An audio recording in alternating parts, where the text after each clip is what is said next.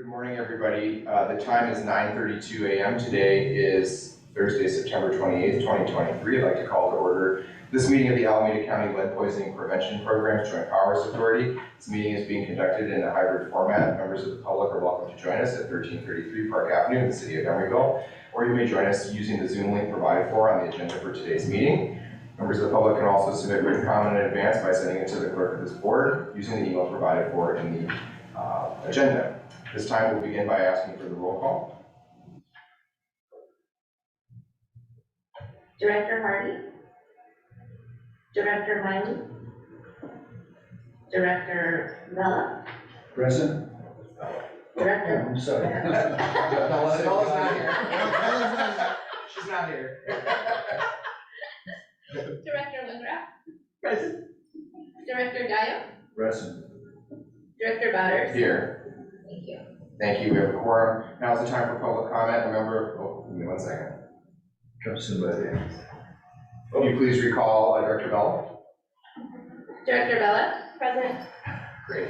Now is the time for public comment. A member of the public wishes to give comment for an item not on the agenda has 2 minutes to give comment.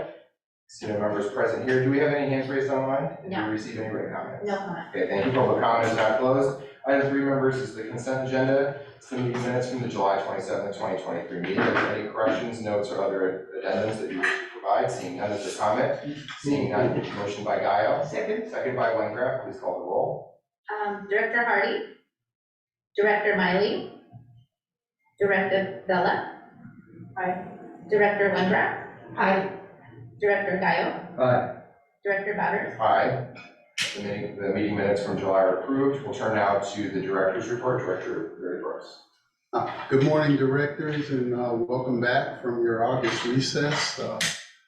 We appreciated that time because Can you pull the mic up just a little bit? Oh, or maybe I could talk louder, huh? Both Yeah. would be great for me. Thank you. Yeah, welcome back, directors, from your August recess. We appreciated that time because we had several homework assignments to do, and it took pretty much the month of August to get them all done. And I'll start with Director Vela had recommended that we share some information with the County Board of Supervisors and begin partnering with tenants' rights groups in regards to the services that we're providing to rental property owners to address substandard conditions within their units, create healthier homes. I know that we have Sony Johnson of our staff here, and she's going to be talking a little bit later, and she'll probably mention a little bit about the efforts that we've made and successes we've had in partnering with some tenants' rights groups, as well as some rental housing associations as well. Also, Director Vela, you'll be pleased to know that the Community Development Agency is putting together a new website that we will be sharing with the public that will provide information to tenants on their legal rights and options to further protect them from some of the evictions that we've been hearing about within the community now that the eviction moratorium has been lifted. The next homework assignment that we were given, well, two from Director Gaio, we'll talk a little bit about that with some PowerPoint slide presentations. Do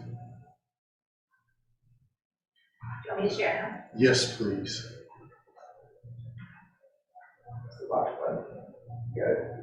This is one right here.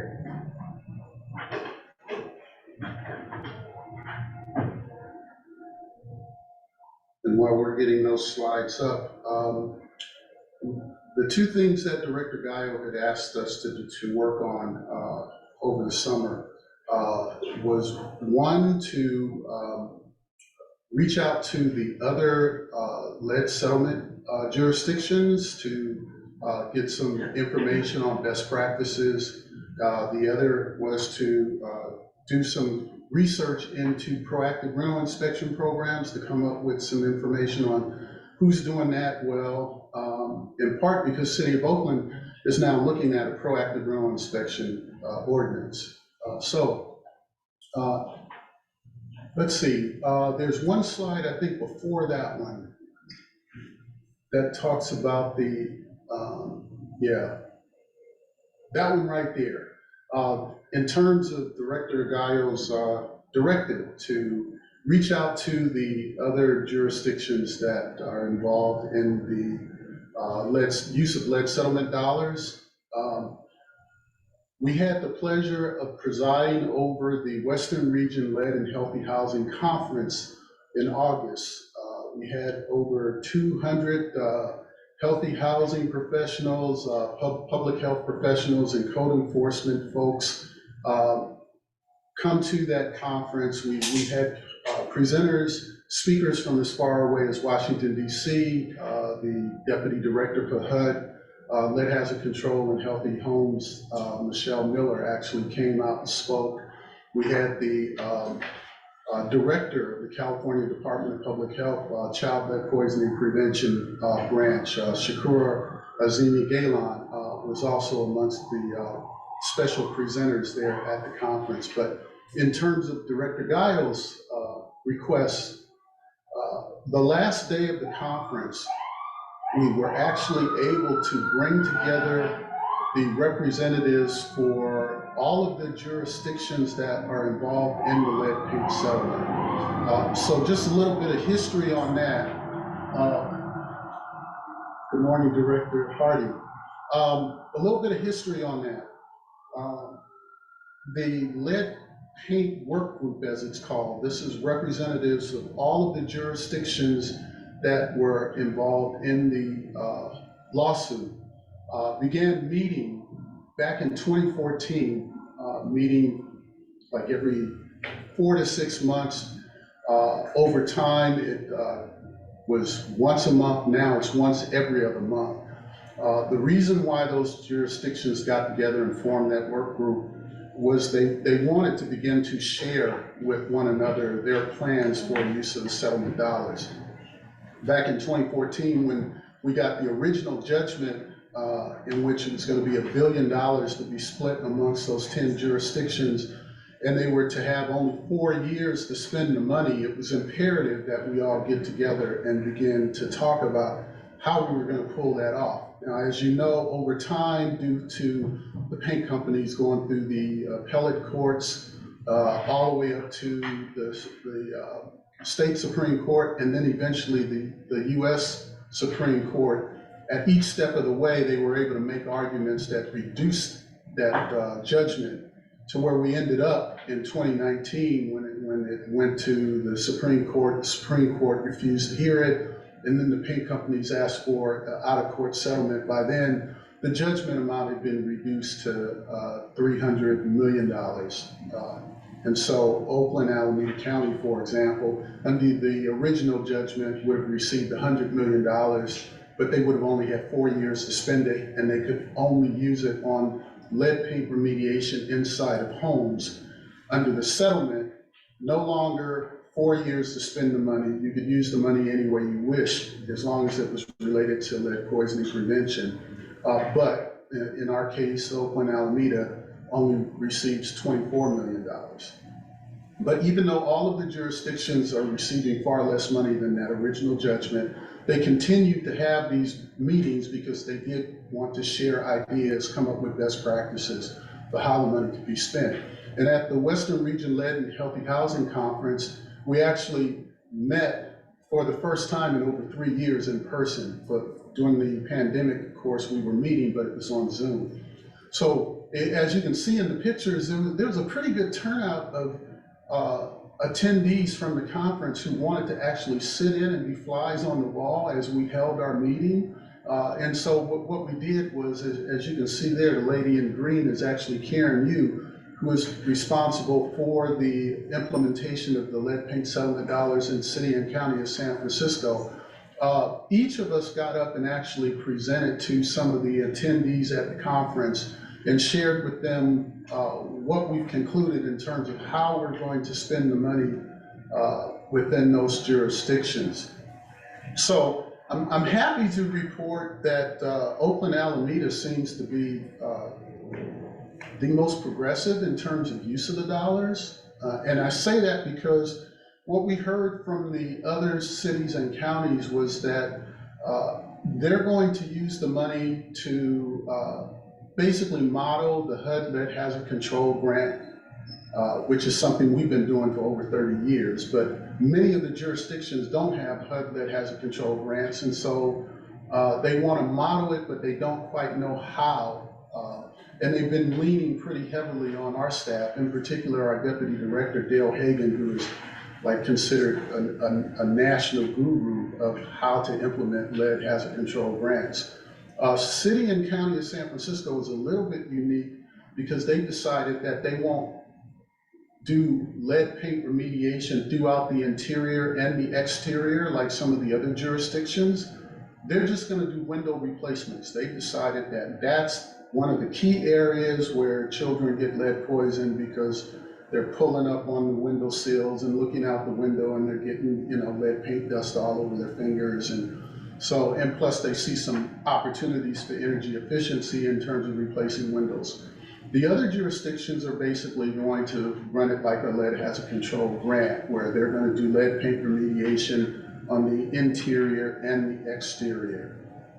Now, as I mentioned before, many of the jurisdictions that you see listed there on that slide, Monterey, for example, San Mateo, Solano, they have no real experience in this particular business.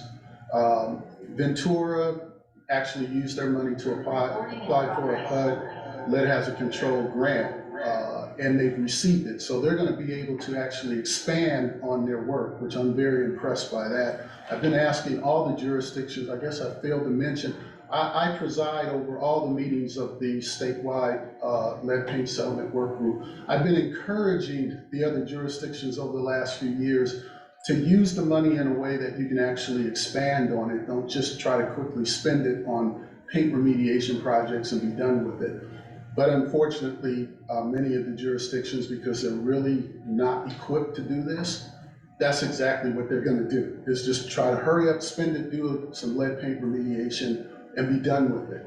In fact, so much so that San Mateo and Santa Clara announced there at the conference that they're actually just contracting out the work. They're saying, we don't have the capacity, we don't have the staff, we don't have the expertise that you guys have in Alameda County, so we're just contracting it out.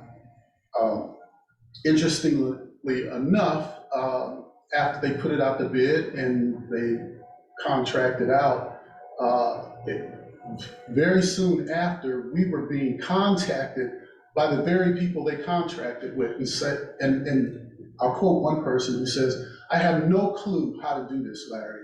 Can Alameda County give us all of their procedures and guidelines and meet with us and share with us best practice?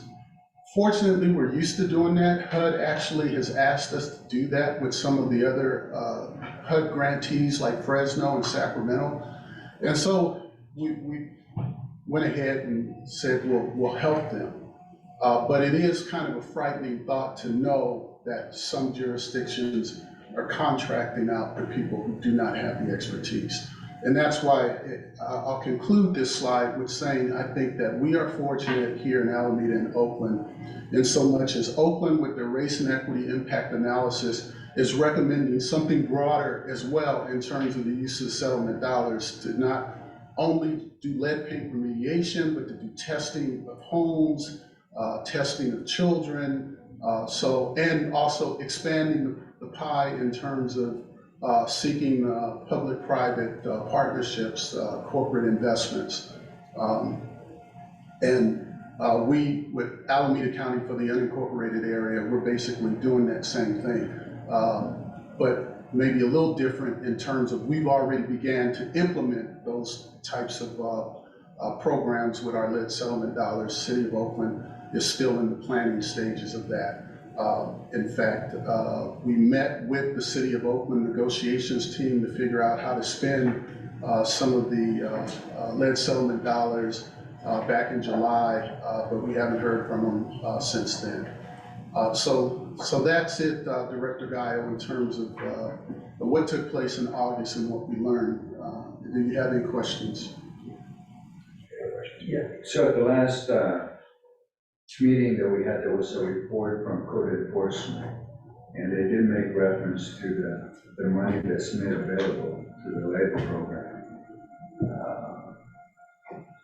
to properties, home properties or business properties to do the inspections.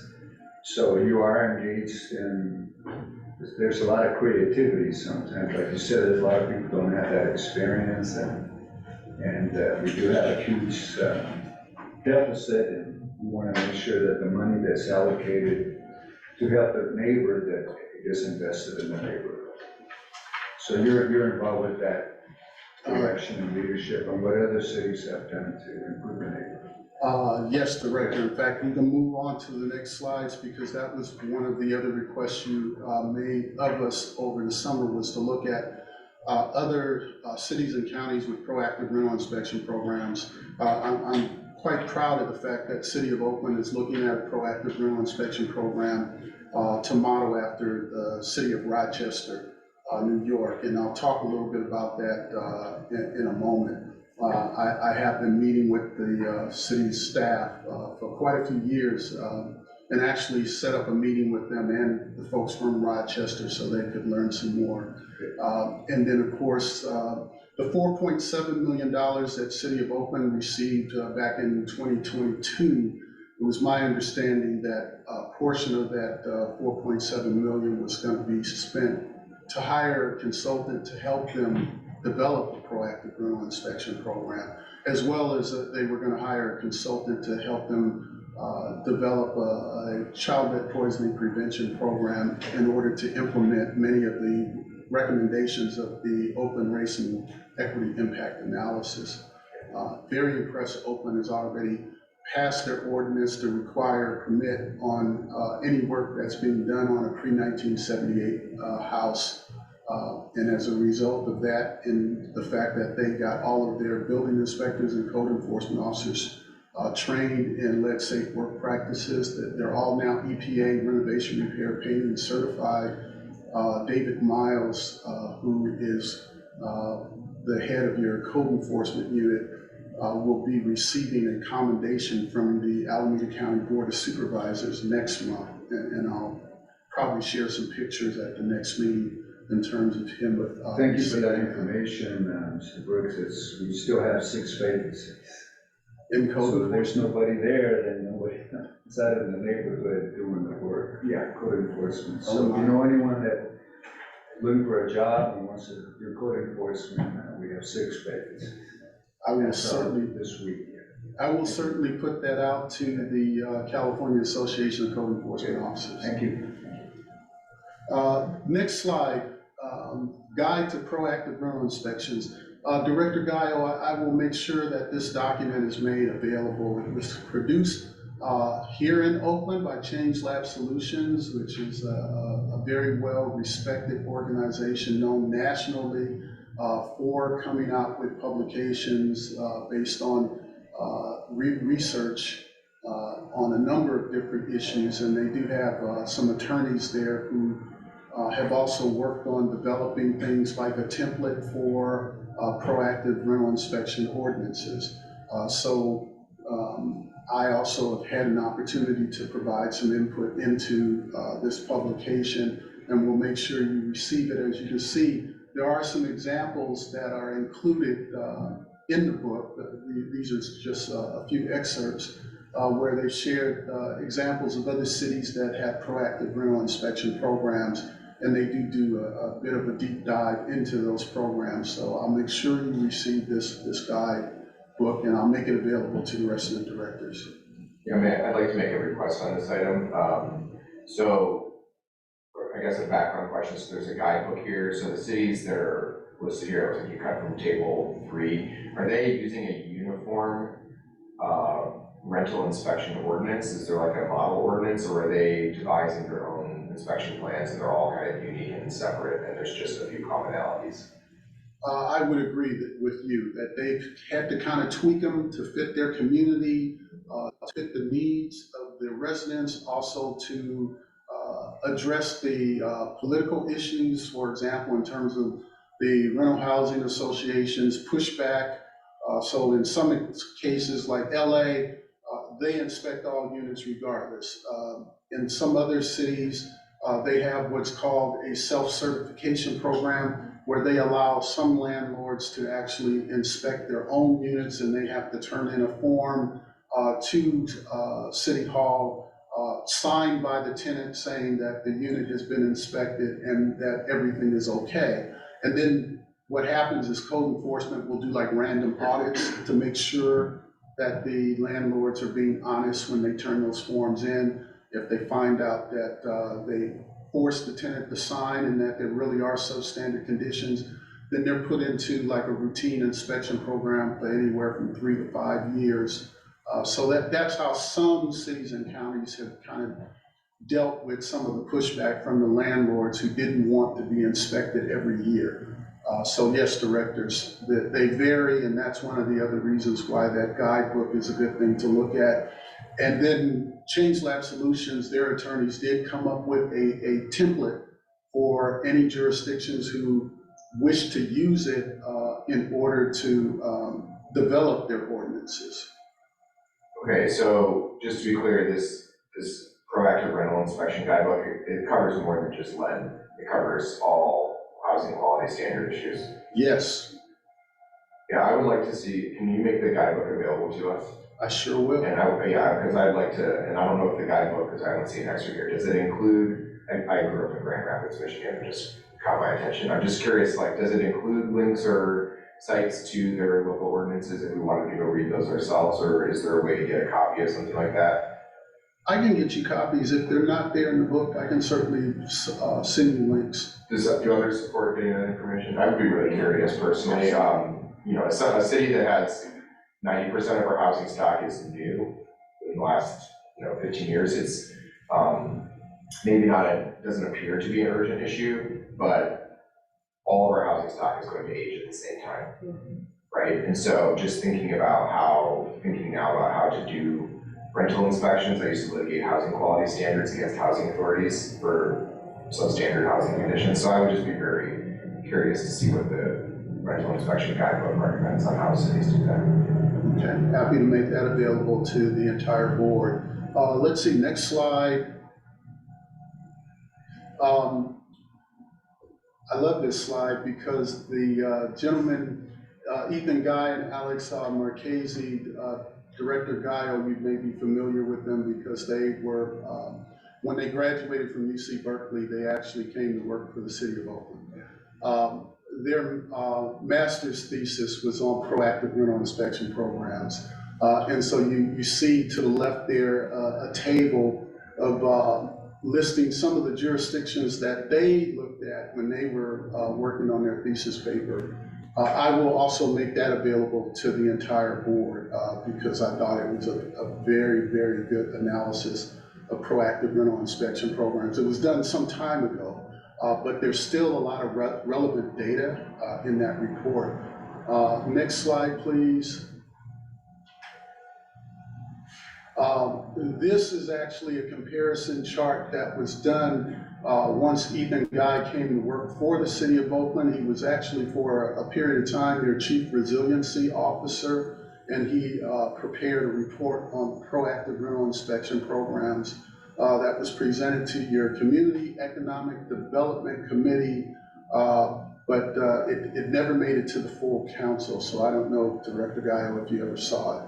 But I will make that report available too, because I thought it was one of the best reports that I've ever seen. And I've looked at quite a few reports on proactive rental inspection programs. Next slide. Before you go, Director Wengraf. Yeah, is it possible for you to provide the board with hard copy of the PowerPoint Oh, yes. on the day of the meeting? Because actually, this slide's fine, but the previous slide I was having trouble reading, and I'd like to have it in a readable format. Oh, yes, and what we can do is, after today's meeting, we can email you the slide presentation, so you'll have it. Yeah, and just for the future, I'm just finding the quality of the... I think it's about following it while you're saying you have a screen with a lot of words and we can't read any of it. Okay. So in the future, if you're going to do a slide like that, I think that the question is, or request is, to provide us at this meeting with the hard copies of what you're presenting, because it's so hard to see all that font and understand. I know you're just making an example, not expecting us to read it, but either less detail on the slide or provide it in physical format. Is that what the request was? Yeah. Yes, we can do that. Actually, I'm interested in reading it. She wants to read that table. I'm good with this. She wants to read the table. Yes, happy to do that, and yeah, we'll take that into consideration with the next slide presentation we do. This one, Rochester, New York, of all the cities that I have studied over the years, have provided input into research papers on related to healthy housing inspection programs. Rochester is my favorite.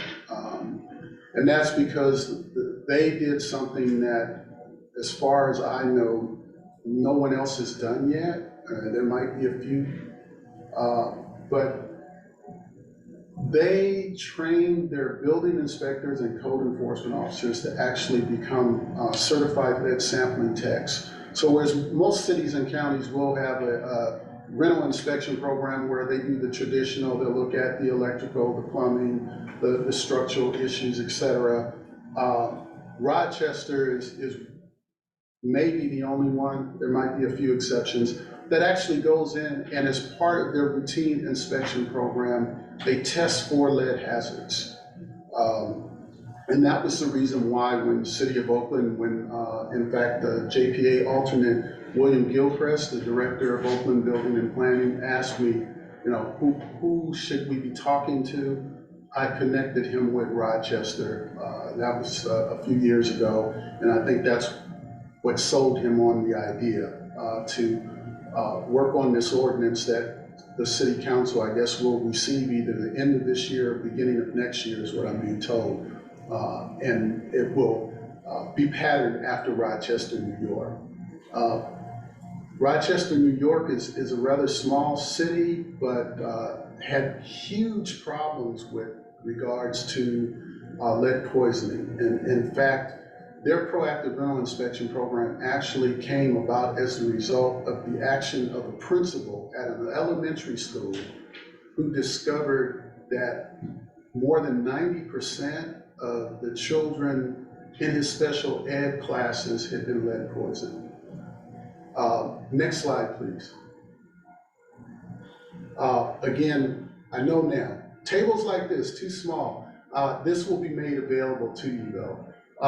This is one of the slides that Rochester shared with Bill Gilchrist during their presentation that they did for him. That just covers some of the statistics that they've done. That's the other thing that I'm impressed by. Many cities implement proactive rental inspection programs, but they do not study the impact of the program. Rochester is one of the exceptions to the rule. And if you go to the next slide, this is one of the ones that really impresses me. Based on that statistical analysis and other data sets, they were able to show that over a period of time, they were able to reduce the child lead poisoning rates in their city primarily because of the proactive rental inspection program. Dramatic reduction in lead poisoning rates. Next slide. I'm about to finish up here. I wanted to point out one of my other rock stars here, and that's the City of Cleveland.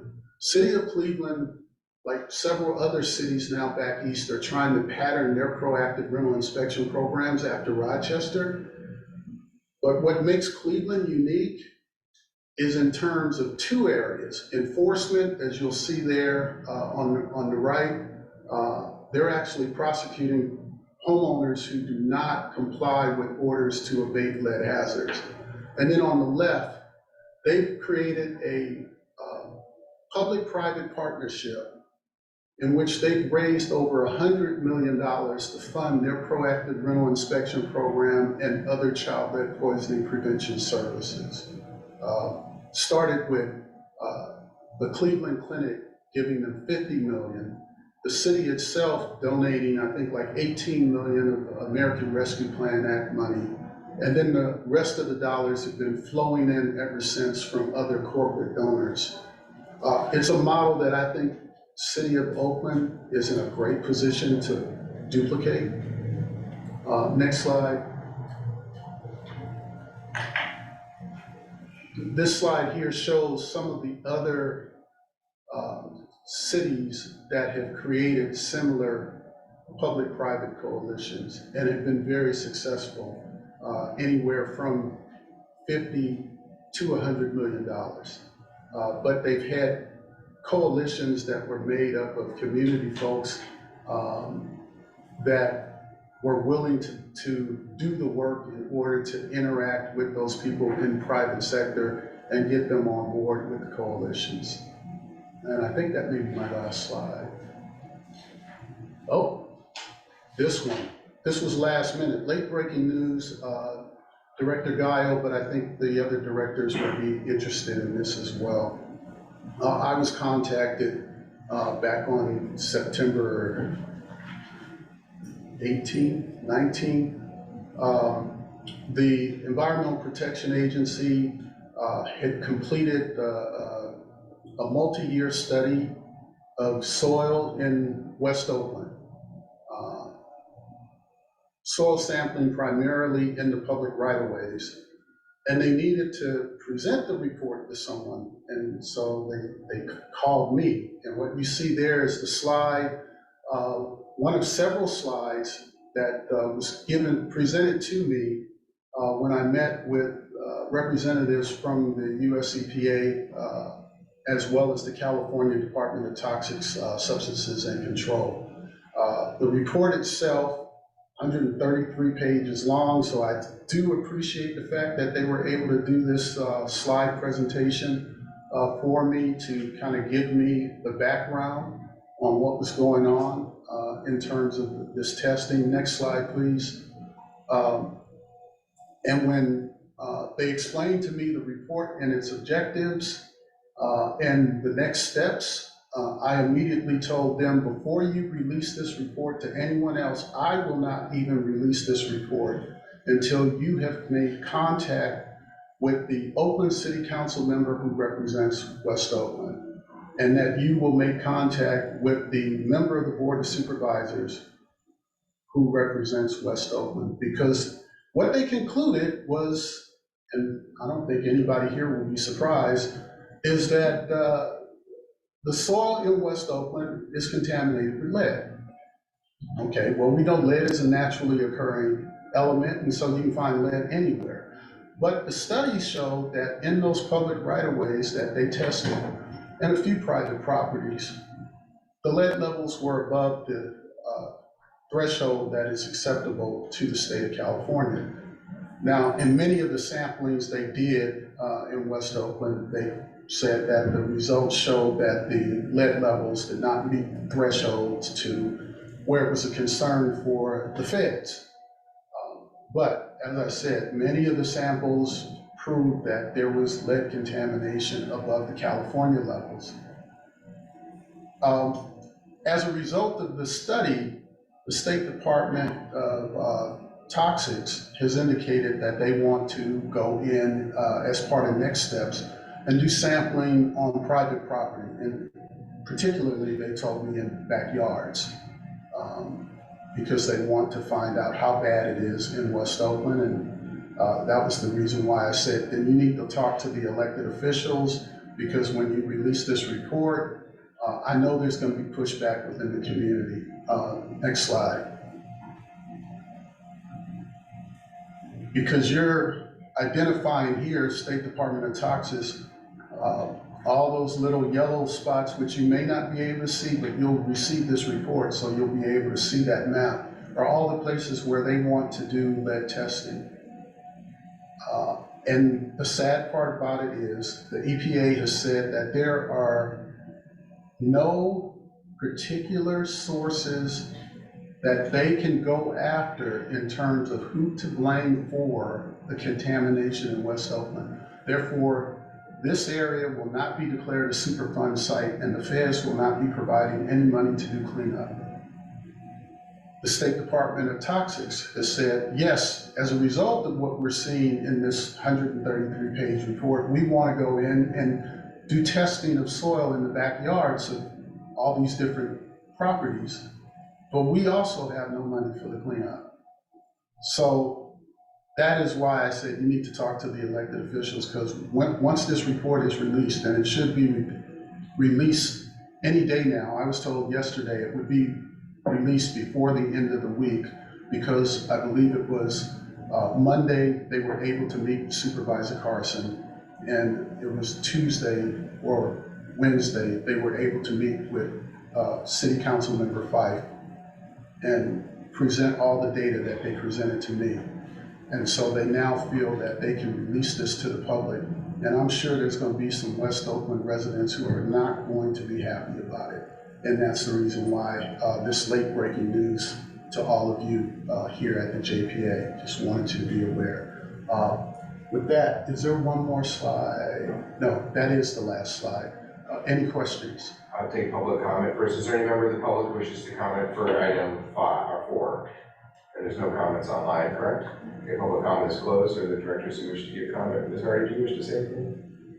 Yeah, you need to. No, but I'm not surprised by anything that happened around that department. As an organization, People United for a Better Oakland is the one and was the lead in bringing this to the attention of our officials.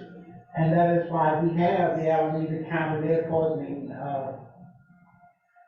program, is because of what we were doing. And I also want to remember that my daughter, who is now 60 years old, but I'm 80, she was tested when she was younger, but they just had negative. And of course, during that time, and since I've been a part of a community-based organization and on this board, I have learned so much more about, lead poisoning. And of course, during that time, it's like, I guess it wasn't maybe a higher number at that time. Hers wasn't above whatever the standard, was at that time, because her report said, negative. So I just wanted, to remind all of us as a part of this board that lead poisoning has been around and has been known for generations. It isn't something that's new. But it is something that as a community-based organization that we decided to work on, because Oakland had been tested back in, I think, 1988. And they tested the children in the soil and all of that, and that's all they did. They did the testing, but nothing else was done or said around the testing of the children and the properties. This is why, as an organization, which we are not anymore, which you probably know, because we couldn't get funding for some issues that we worked on. People United for a Better Life in Oakland. That's who I still represent. I represent the community as a whole. Thank you. Director Guy, did you have anything you want to Yes, so Mr. Brooks, this study was just released, September 20th. They presented it to me on the 20th because they were preparing to release it to the public, and that's when I said, hold up, you cannot release this until you talk to the elected officials representing West Oakland, because as Director Hardy has pointed out, there have been numerous studies in West Oakland. This is not a surprise that we have lead issues in Oakland, in West Oakland in particular, but Oakland in general. Yeah. But the surprise here is that the EPA is saying, guess what? We're not giving you any funding for any cleanup. And the same thing with the State Department of Toxics. We want to go in and do more testing and more confirmation that there is lead in your soil, but we're not going to do anything about it. Yeah, so that's the question. I mean, we, not only West Oakland, but East Oakland, were alarmed everyone the problem we had years ago and from the beginning. So we're finding out what the problem is that we've known has been there for years. But then, did they present the solution or recommendation, what needs to get done? Then again, my concern is that, we allocated funding to the city of Oakland, and the problem that I have in my role is you give the city of Oakland money, but then they use that money to balance their budget and do something else. And that's what we're discussing with public safety, we're finding that out. So So in terms of the money that was granted, is there a recommendation in this report to allocate that resource to correct it, or? The EPA and the State Department of Toxics didn't come up with any recommendations, but we came up with some recommendations as the Alameda County Lead Poisoning Prevention Program. And we wish to share our recommendations with your Oakland lead settlement negotiations team whenever we could meet with them, because we do believe that there are some services that we can provide to West Oakland with either. So what department is that, within the city of Oak, what department is handling it? I can give you the names of the. Is that Bill Gilchrist in the planning? No, there's several different representatives. Ultimately, it's the city administrator that selected the people who are on the negotiations team. No, the only reason I ask you, and I'll check in with you, is because I can schedule the item. You know, I do manage or oversee the Public Works Transportation Department. And we're in with the Life Enrichment Department and all the others, but I'll check back to see what's the appropriate city council committee to put around the table and let's go. And we can provide you, in fact, one of those slides, I went through it too quickly. We actually had some bullet points of some things that we believe we can help Oakland with, if we can get Oakland to agree to use that $9.7 million that is being held up for the negotiations, and maybe the $4.7 million that was given to Oakland back in 2022. Because as far as I know, that money hasn't been spent.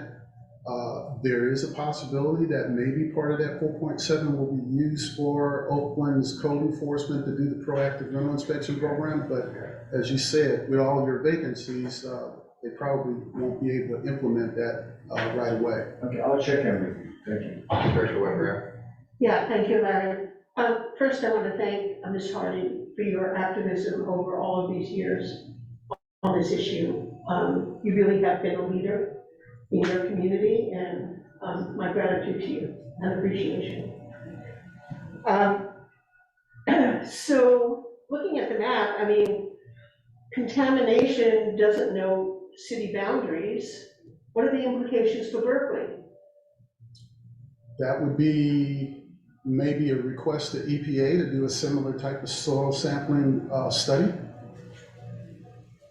You know, I'm sure it doesn't stop at the Oakland border, right? You know, heavy metal contamination doesn't know city boundaries.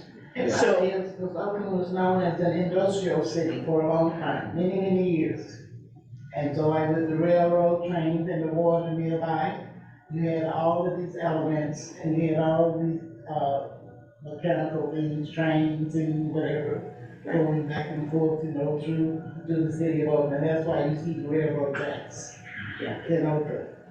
So I just want to be sure that these mitigation strategies don't stop at the boundary line.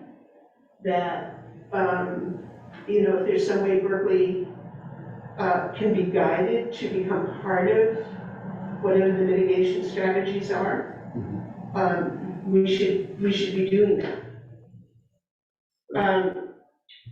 My second question, and you might know this, or maybe we have to do some research, is, are there any state laws that require proof of certification of rental inspection on point of sale of rental properties? The only, So I'll explain a little bit more. For example, we recently passed legislation that on point of sale, you have to prove certified wildland fire inspection, passage of inspection. You can't sell a property anymore without certifying that you've been inspected. Does anything like that exist in state law for lead contamination? Director Waters? No, go ahead. It is something I know that's being looked at, even at the federal level, because as far as I know, under the lead disclosure laws, when you go to purchase a home, the seller has to fill out a form. That's disclosure. Yeah, But what I'm getting at is successful inspection.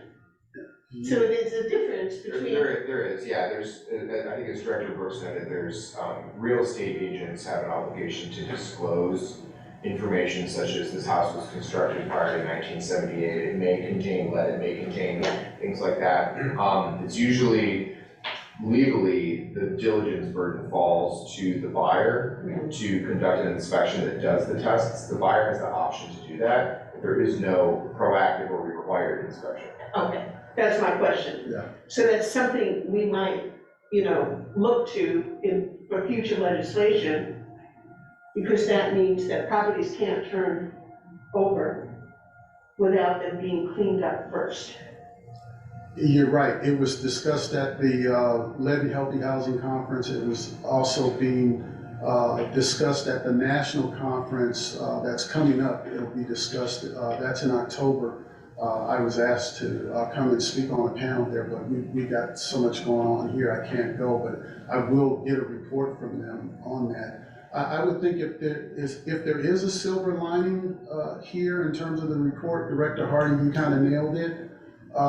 Many people believe in the myth that West Oakland has contaminated soil because it's surrounded by freeways and the Port of Oakland, and during the period of time when we were driving leaded cars and the trucks were running their engines at the port and all that stuff was going in the air, and then it was falling down on the soil in West Oakland.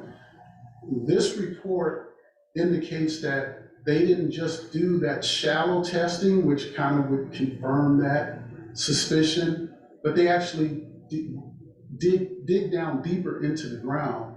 And I think that the results of that sampling kind of validates what you were saying. West Oakland was built on industrial land. And there's a lot of hazards that are probably there that needs to be taken into consideration whenever there's any development there. One of the things I asked the EPA folks was, based on your sampling and me knowing, because my sister lives in West Oakland, that there's a lot of buildings going on over there, there's a lot of building. When those bulldozers and dump trucks are going in there, they're creating dust clouds. And that dust will have lead in it. And there needs to be something done in order to try to ensure that the wind isn't blowing that into people's yards. There's a number of other mitigations that we think need to be applied with this knowledge. And again, it's something that Healthy Homes has already laid out a plan that we want to share with the Oakland negotiations team. Yeah, I have one more question. You mentioned that you were making recommendations on mitigation strategies. I wondered if you could share those with the board. Yes, we can. Primarily, our recommendations are more along the lines of educating the community and helping them to cope with the reality that West Oakland is always going to have contaminated soil. In terms of recommendations that the state will seek funding to address some of these issues, that's the main thing we're talking to community folks about, because frankly, I think it's a crime that the feds are saying that West Oakland can't be a Superfund site. I understand that the state has a budget deficit issue, and so yeah, that may be the reason why they're saying they won't have any money to help West Oakland. But certainly, we think that the feds should be doing more, and that's why Sonny Johnson would probably share a little bit, because she works with a lot of groups in West Oakland. But we're already trying to galvanize those community groups and saying, we can maybe help guide you in that effort, educate you so that you can say the right things to the people at the federal level who should be trying to do more than just give you a report. So a couple of questions. I'm going to start off the last topic that we were talking about, Director Brooks, which is in terms of they're saying it's not qualifying as a Superfund site. Where are they saying that, what would need to happen in order for it to qualify? Well, one of the EPA folks, there were several there at the meeting, one of them said, it's a lot easier when you can identify a culprit, some big corporation or something that you can go after and say, we're holding you responsible for this. But when you look at West Oakland, you look at all the different smeltering sites and steel recycling and all, history of battery companies and all the other different industrial things that happen in West Oakland. They're saying they can't hold one person responsible. That was the only explanation I got. And I don't understand that in terms of declaring an area a Superfund site. Have our federal representatives been fully briefed on this? To my knowledge, no. My response after receiving the report was let the local elected officials know first, because they're gonna probably be the first ones to get the blowback from the residents of West Oakland. And then I'm kind of assuming, I may be wrong, that our local elected officials would then reach out to the federal elected officials. I do think if we could alert our federal elected officials, especially Congresswoman Lee, as well as Senator Padilla, Senator Feinstein's office, just to make them aware of this, because realistically, if we're making the push with the EPA, it would be helpful if our federal representatives were also there making the push and supporting the ask. So I don't know if it's possible just to even get them a copy of the report and not just assume that they're getting briefed in terms of what's happening, but to give them a copy of the report and say, here's this report, they're finding this. Essentially, they're saying it doesn't qualify as a Superfund site. Here's how many families or how many households are being impacted. I think that would be helpful. It doesn't have to be a long, cover letter, just making sure that they get it and that they are aware of it, because I do think that that's a major issue. Do we know how many schools are in the area, or how many, where the children in the area of West Oakland that's part of this study, where they go to school? Off the top of my head, I don't know how many, but it may be included in that 133-page report. If not, it's probably something that Oakland Public Schools will wish to know about too. I did mention the school board should probably be informed as well. EPA kind of just focused on providing the slide presentation that they gave to me. They gave that to Councilmember Fife and Supervisor Carson, which is a lot easier to look at than that 133 pages. McClemens is one of the high schools. We've done a lot of work at McClemens to fix that problem. Yeah. I'm just wondering, two thoughts kind of came to mind. One is if you think we should let the Superintendent Johnson Trammell, as well as the school board member for the district know that this report is out.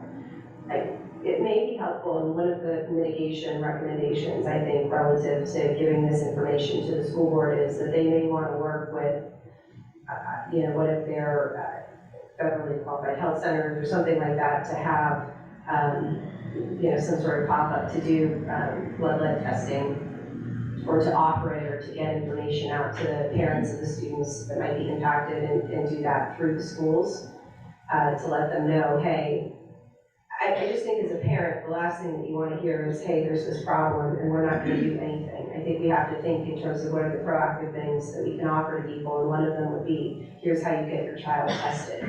We know that there's lead harm, potential for lead poisoning. It's extremely high in this area.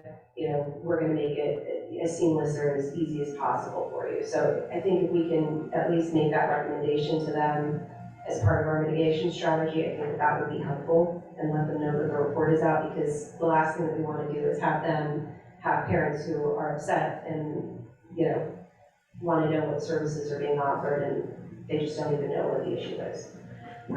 We are scheduling a meeting with the federal government and the state government regarding public safety, so we can include this item as well to be able to address it. And then, in terms of all of the construction that's happening, I know, a lot of the other concern is the contaminants don't know boundaries. They also, tend to go into the bay, and things like that become a problem for all of us from an environmental standpoint. But, I've noticed that even when they do put up dust screens, there's not a lot that's happening in terms of maintaining the dust screens. watering down the soil, right, as they're moving it, covering it in the trucks. And, I mean, I notice these violations all over. Is, in terms of the mitigation strategy, I hope that what we're recommending isn't just here's the steps that you should be doing, because they tend to do them they'll do them at the outset, they don't necessarily maintain. But there also needs to be recommendations that there's follow-ups on site, that there's notice to workers about the contaminants, because that doesn't always happen. And we have a lot of workers going in and off the sites that aren't necessarily masking or doing the things that we know that they should do in order to prevent harm to themselves. So just something else, we may also, we may want to let building trades and other folks know about the report. I think sharing the report is easy, it's the follow-up that is going to be difficult, and we need as many partners in that as possible. You bring up a good point, and some of those questions about worker safety did come up during the discussions. I actually asked them how they were going to release the report. Was this going to be like a press conference or something? And they said, no, we're not even doing a press release. We're just emailing the report out to folks. I said, okay, can you give me a list of who you're emailing it to? They said, no, we can't do that. In terms of, some of the mitigation, as I said, Healthy Homes Department, Director Hardy, appreciate that, and saying, we're kind of unique in terms of we're set up in a way that, as you heard earlier, none of the other jurisdictions in the settlement work group are set up. We do go into homes where there are lead-poisoned children, where there are lead hazards, such as soil and paint, that aren't going to go away, and we educate them. And that's part of what we're proposing to the City of Oakland now with the negotiations with the settlement dollars. In their race and equity impact analysis, they even suggested targeted testing going into some of these neighborhoods that we know, or we can at least predict there's going to be lead poisoning, and testing the children and testing the housing, something that none of the other jurisdictions in the settlement work group are going to try to do. But we wish to do that, and we wish to help the City of Oakland in that effort. And just on a related note, I am talking with the California Healthy Housing Coalition. We are talking about resurrecting the universal blood lead testing bill. It's been presented a few times over the last decade and it's been defeated. We're presenting it with a twist this time. It is going to be using a race and equity angle, where we're saying, okay, if you don't want to test everybody, all the children, then at least in certain targeted communities based on data, we would like to see universal testing. And I will keep you all aware of that as we move that. Right now it's just discussion, and we don't even have anything written up in terms of a bill. Very well. I do, the county is also responsible for providing those sort of health and human services supports. And I do feel that with this report and perhaps some of the follow-up that can happen with the county is to ask even for them to pilot funding for something like that in West Oakland, where I think that there's the cost, when we talk about what's the cost of the cleanup, there's the cost of the cleanup, but there's also the long-term impacts to children who have been lead poisoned. It's impacting their ability to learn, it's impacting, there's costs in terms of, lifetime costs for them. So I do think, and we have been supportive of trying to find ways to use the funds as equitably as possible, and we've all been very supportive of that, and I continue to be supportive of that. But I would also like to see us try to be proactive, and I appreciate Director Brooks, your offer of support and help to kind of go in and provide testing or to test the housing as well. But I think, we may, and I appreciate trying to do things statewide and say, hey, we'd like to do these things statewide, we'd like to have universal testing. In the realities of the budget and in the realities of what's happening even in the federal government, where they're probably not going to pass the CR, they're not going to pass the CR, they've got one day left. They're not going to pass the CR in time for the appropriations. We're also looking at a 1% cut to title funds for all of our schools. So there's going to be, that's as the stimulus funding is wrapping up. I do appreciate, like I said, looking to have things universal, but I also think it's worth asking asking for things to be piloted in communities that are in desperate need, where it is the equitable thing to do, and that investment needs to be made. And so I would absolutely be supportive. I think, like I said, it's always good to ask for the bigger picture, but in this case, there are acute needs that we know for this community, and I would absolutely be supportive if we tried to come up even with a pilot ask of, please help us fund this, please help us fund the testing, please help us fund these sort of meeting these acute needs in West Oakland, and asking our local, our state elected officials to carry that as a piloted ask, where we can maybe narrow down the cost, but still have a pretty big impact to our community and our constituents. Excellent point. And in our case, we are sitting on almost $13 million for the city of Oakland lead settlement fund. So whereas other jurisdictions might not be able to pilot something, we're in a position to do it. And in fact, that is one of the recommendations within the Oakland Race and Equity Impact Analysis Report, is to pilot something just as you described. And maybe it's that we ask, if the costs exceed the 13 million or how they budgeted it, maybe it's that we ask for matching funds or something to that effect, or just the remaining portion to cover whatever gap there exists. But I think that that's something that we should try to move forward with. Okay, thank you for that. Item 5 is the monthly report. Monthly report.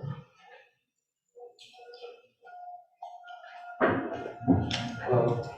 Good morning. It's been a while, but I'm happy to be in front of the board.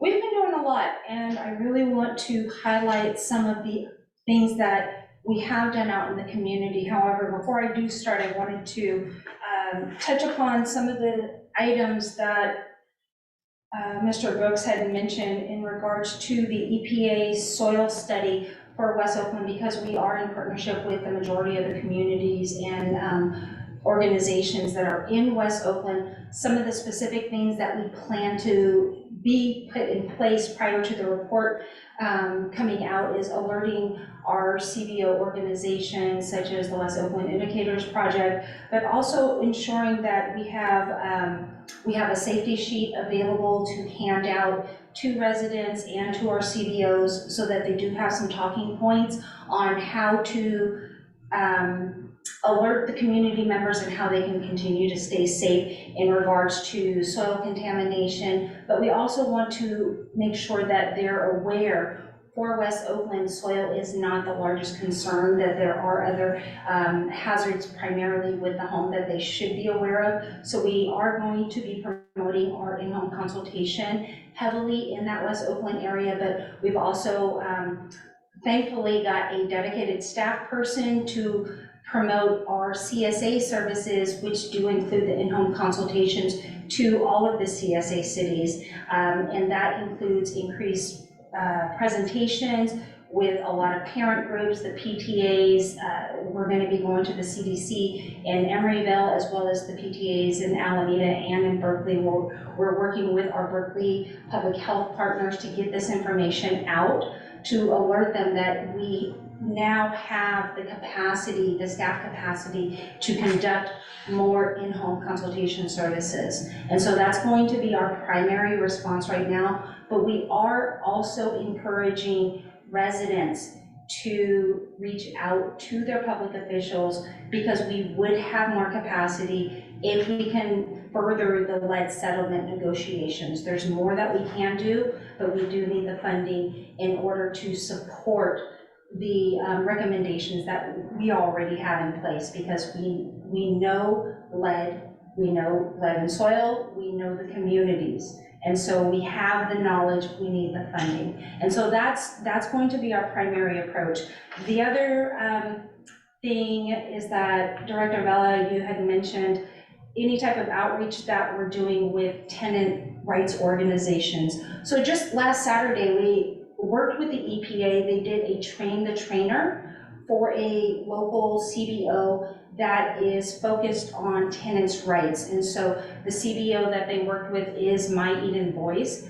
We have referred other organizations, tenant right organizations, to the EPA, and so they will be doing further presentations, but with the train the trainer, we have our staff involved as well. And the goal is to work with this tenant-based organization to be more knowledgeable on lead so that they can go into the communities that they work with to ensure that, that the tenants in those communities are familiar with the lead hazards in their communities, what their rights are, and how they can empower themselves, and what to ask for of local government. And so we are continuing that particular outreach with tenant groups. However, we have increased severely our outreach with landlord organizations. And so based on that monthly report back in July, we did do an owner appreciation event as well as a webinar presentation with the Oakland Housing Authority. It was so well received. The property owners with the housing authority, and these are the Section 8 voucher program property owners, so it's not the public housing, but when we were working with the individual property owners for the Oakland Housing Authority Section 8 program, they were not aware that our program existed, and we hear that so often. However, they were really appreciative to know that there was some availability in helping to fund their program or to fund their properties. Oakland Housing Authority, and actually all of the housing authorities, are switching their housing quality standards inspections to a health and safety-based inspection. Currently, they have some pilot cities that are testing this new health and safety inspection out. However, our goal prior to these inspections being rolled out to all of the housing authorities is to ensure that we have very strong relationships with each housing authority in all the cities. And so pretty much each city, Berkeley, Alameda, and Oakland has your own housing authorities. We have strong relationships with the Oakland Housing Authority. We would love to have stronger relationships with Alameda and Berkeley housing authorities. I'm familiar that Berkeley just hired recently a new director for their housing authority, so we would love to be in contact and communication with them. We have a strong relationship with, of course, the Alameda County Housing Authority as well.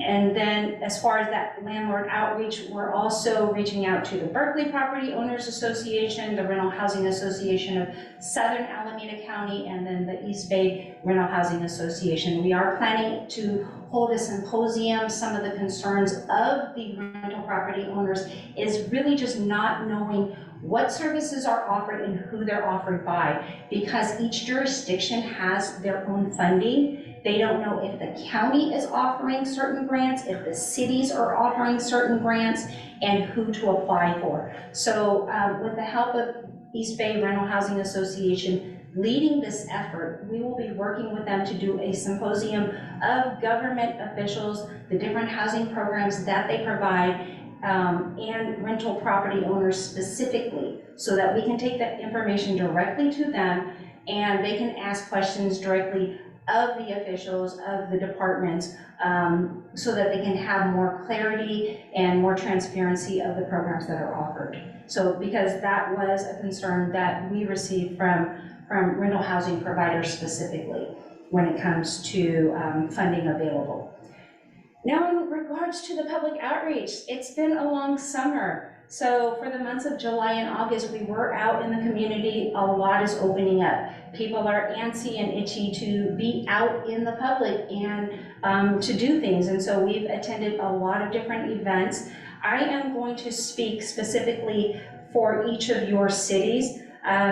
With Alameda, we are planning to attend your guys' Pride Festival. I'm really excited. It's at the end of October. We're going to be doing a tabling event for that. We've also have presentations planned for KinderCare as well as the PTAs, because right now we are trying to promote our CSA services, which include the in-home consultations. Our priority is to families with young children. And so we are trying to reach those populations through the businesses and organizations that serve families of young children. One of the things that I do want to mention is the level of unsafe renovations that we've had, the calls. Because July and August is renovation month with the great weather that we've been having, We've been receiving a lot of phone calls. Just in the city of Alameda alone, I personally responded to 4 of them. Working with your code enforcement department, it would be lovely if we were able to be a little bit more proactive prior to the work being done and then having to deal with cleanup, having to deal with contamination. The city of Oakland, of course, there's a regulation in place already. If you're disturbing any type of paint, they have to take a permit out now. And part of that process, whoever's taking that permit out, they are requiring RRP, or they're supposed to be checking for RRP certification. I don't know if it's happening, just to be honest, because the amount of unsafes that we're getting in Oakland as well are extremely high. So between Oakland and Alameda, we're receiving a lot of unsafe calls. Berkeley is, the housing department is actually handling your unsafes, and so I'm not really aware of how many have been coming in. However, if we can get a preventative measure in place that is actually working, it's going to reduce those calls, because the amount of resources that we personally have to put in order to notify the landlords or the rental property associate or company that's handling the properties, how to mediate the cleanup, that because the exposure was already done, what entails a stop work order, if a stop work order is issued, and how can they proceed. There's just a lot of resources that we're pulling into that. I'm going to go with Berkeley next. As far as outreach events, we're working really strongly. Our relationship with the City of Berkeley Public Health Department is really strong. And so there's a lot of events that they're participating in that we're tag teaming with them. And so there is a Dias de los Muertos that's coming up in November that we'll be participating in, and that's at Berkeley High School on October the 21st, so we're really excited about that. There's a lot of other programs. They have what is it called? I didn't write it down, but their Heart to Heart program is doing a program where they're training community champions to go out with health messages, and we're incorporating our training about lead poisoning, identification of housing hazards within that group. And so our goal, because we're aware of our limited capacity, is to really train our partners to send our message out so that we can broaden our reach. And then in Emeryville, okay, so we're going to be at the Fall Festival, of course. I'm really excited about that. We have our Literature Everywhere. Our dedicated person has ensured that every single place that we can find in Emeryville, we're going to be presented. So we will be having information in your senior newsletter as well as your recreation center newsletter that comes out.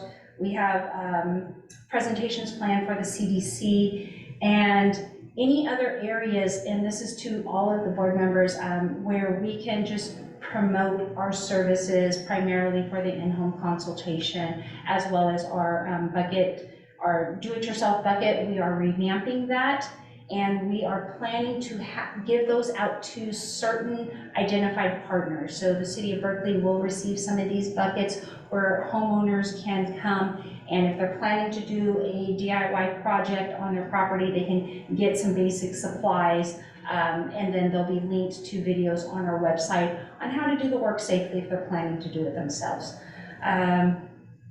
Okay, in Oakland, so with the new EPA soil study, the West Oakland Environmental Indicators Project, they are planning to do a town hall in West Oakland on November the 5th over at DeFermery Park. We will be participating in that.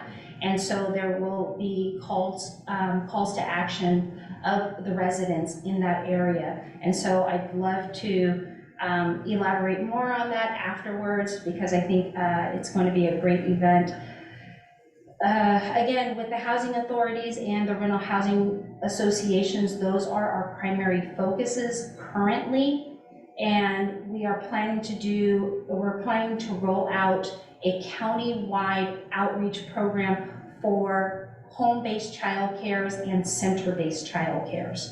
And that program should be ready to start rolling out around November, towards the end of the year. And we should be going strong in the beginning of the year. What that program really is going to entail is alerting home-based childcares and center-based childcares of the lead requirements that are set by the childcare licensing to ensure that there are no lead hazards there, and that there's proper nutrition to combat lead hazards, and that we have funding available for home-based childcares if there are hazards, to remediate some of those hazards in certain areas. We're starting off with our priority community only because the funds are being supplemented by the lead settlement funds that we have already started using. As soon as we got those funds in our bank, we started just, developing programs and finding ways to be in the community to utilize those funds. And so that is one of the programs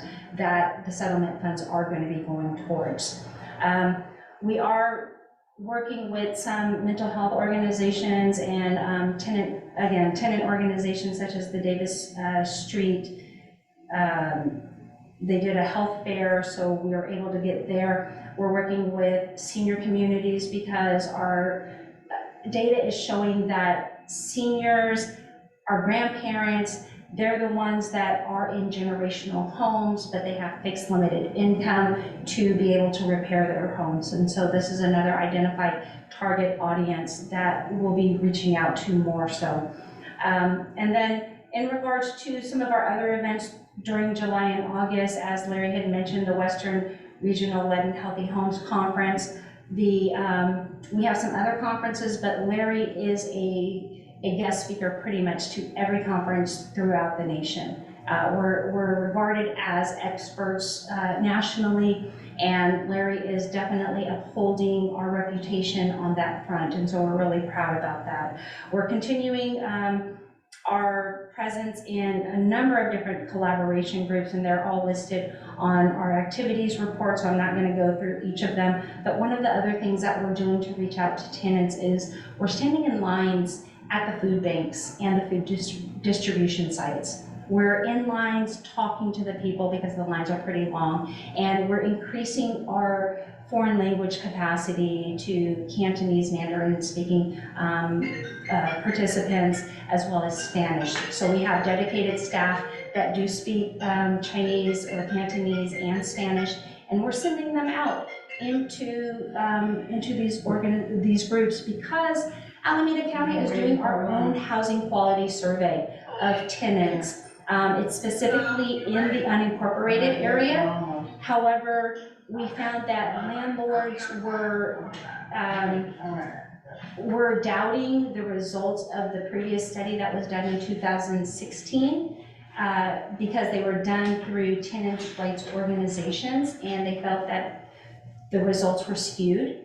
And so, us being a third-party government organization, we are working with our community development agency to do a very similar study. That study just launched last month, and so I'm not sure how long we're going to be doing this study for, but we have a QR code and a scanner, and so once we get those results, it's basically based on any known hazards by tenants that they are experiencing in their home, and so we're going to be doing more promotions on that.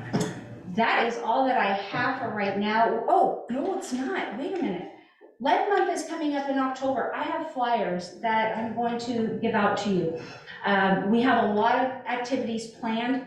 Our tagline, our theme is there's more to know about lead, because within our county, 75% of our lead poisoning cases now are due to other sources, not necessarily because of housing, but other sources.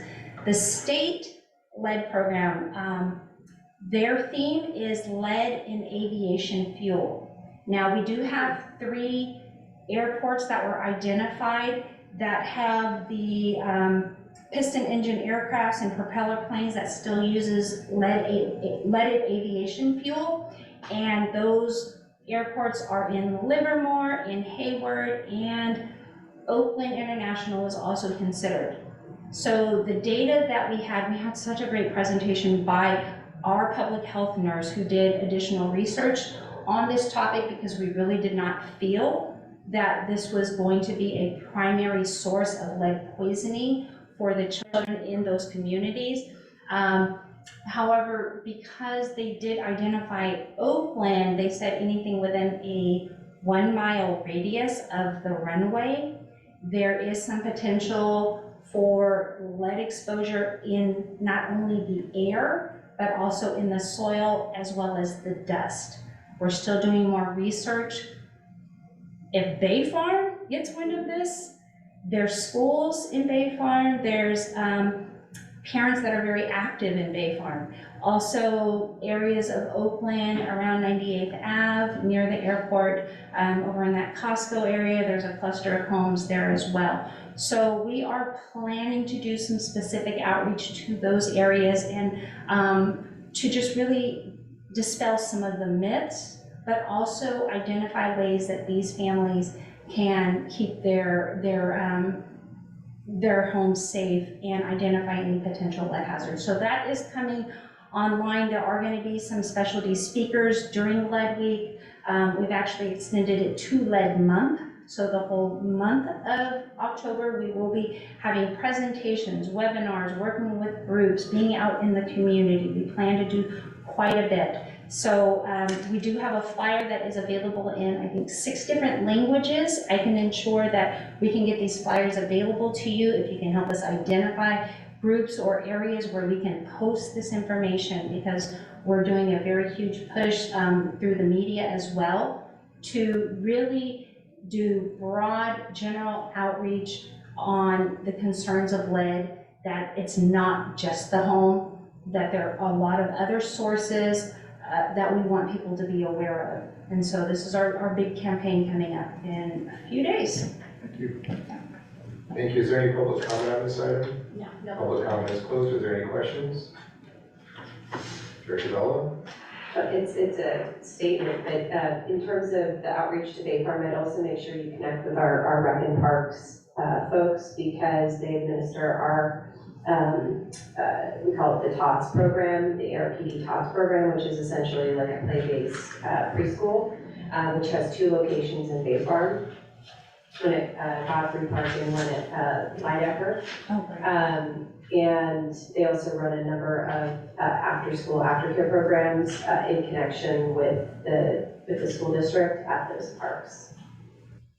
That's great, thank And that you. might be a good connection, and then you can talk with the school district, and I would recommend, I'm happy to put you in touch with folks, in particular school board member Jennifer Williams, who is from Bay Farm, can help make some of those connections for you. Perfect, I appreciate that. We've actually participated in a program similar to the TOTS program with the city of Berkeley. There's a lot of parents that are not able to get their children in childcare, and these play groups, they're very well attended, and the parents are very, very, very receptive. So that's a great recommendation. Thank you. Thank you very much. All right, we move to item 6. So 6 and 7 kind of go together. We put this on the agenda in the past couple of years. There have been travel and holiday travel and schedule conflicts for members. So we have kind of just, as a tradition in September, we do a check. I actually won't be here on November 16th. We have in the last 2 years canceled the November meeting, but I wanted to check whether folks wanted to keep it and have it without me, move it. We can move it to the week before or cancel it. And December 21st just happens to be that the 3rd, this is the latest day into the month of December by calendar dates on a Thursday that we could have a meeting. So I'm just cognizant that December 21st is just a few days before Christmas. And there may be people who are taking vacation early or traveling. And so if there's a discussion or a need to move this a week before, I think a number of years ago we did do this once, we moved it 1 week ahead, so we wouldn't lose quorum. I just wanted to put these items, so I'll take November 16th first, since they were presented as separate agenda items. Are there members here who know their calendar now and know whether they would be here on November 16th, not here, want to have the meeting, want to move the meeting, want to cancel the meeting? Just want to take a survey. Director Wendroth. I'd like to ask Larry if he knows of anything pressing that will be on the agenda on November 16th. Mary. I am not aware of anything unless there is something that the board wishes me to report back on. That give you further So comment? I guess if, we could just not hold the meeting on November 16th and make sure that, that the meeting in December has a quorum. So it's not that we wouldn't hold the meeting on the 16th, it's that we would just We would cancel the right? meeting Yeah. for November, yeah. Do you have your feelings on that? It's fine with you, do you have feelings on that, it's fine? Okay, I'm gonna make a motion to cancel the November 16th meeting. Second, Okay, there's a motion by Bowders and a second by Wingraf to cancel the November 16th meeting. Is there any public comment? Seeing none, would you please call the roll? Director Hardy? Hardy, aye. Director Miley? Director Bella? Aye. Bella, aye. Director Wondrop? aye. Wondrop, aye. Director Dio? Aye. Aye. Dio, aye. Director Bowders? Aye. Bowders, aye. The motion passes. On the December 21st item, members, do you wish to have it the week before, on the 14th, or is everyone going to be here because we have a quorum, especially looking at Oakland, since we can't do anything without you, sir? And the rest of us don't have a it. calendar yet, I have a conflict on the 14th. On the 4th, so you prefer Yeah, to I keep the chair 21st? the WNA meeting at 9 o'clock that morning. If you can't make it, will you make your alternate available? Yeah. Yeah? Okay, so we can try and keep the 21st, is that okay with you? I'll be there, you plan? You don't know? How about will people know at the October meeting if I continue the item? Yeah. Okay, I'm gonna request by unanimous consent, we'll just continue this item 7. Please, Madam Clerk, put this item on the agenda for the October meeting and we will revisit it. Members, please bring your calendars for that discussion. Okay, we'll just make sure we have everybody here for that. Okay, is there any public comment on that? No, there's not, okay. Did you have a comment though? No.